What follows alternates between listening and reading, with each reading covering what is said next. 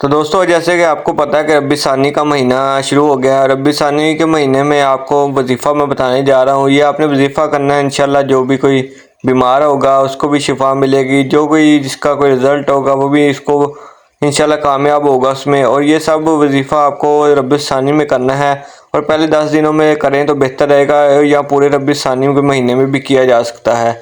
रबी सानी के महीने का जैसे कि बहुत ही अच्छा महीना है।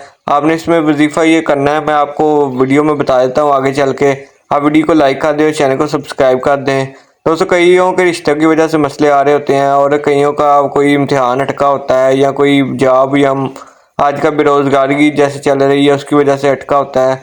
तो इंशाल्लाह हर मसला हल हो जाएगा। आपने करना क्या है, आपने सबसे पहले करना है अव्वल व आखिर दुरूद शरीफ पढ़ना है और पहले कोशिश करें कि बावज़ू हो जाएं और नमाज अदा करने के बाद आपने सूरत फातिहा पढ़नी है और इसके अव्वल आखिर दो दुरूद शरीफ पढ़ लेना है और 113 मरतबा सूरत फातिहा पढ़नी है। इंशाल्लाह आपका जो भी मकसद होगा वो पूरा होगा और जो भी आप चाहते हो वो होके रहेगा इंशाल्लाह। और जो बीमार है उनको शिफा मिलेगी, क्योंकि ये महीना भी बरकत है और इसकी वजह से आप जो ये वजीफ़ा कर रहे हैं इंशाल्लाह आपको काफ़ी अच्छा इससे फ़ायदा मिलेगा।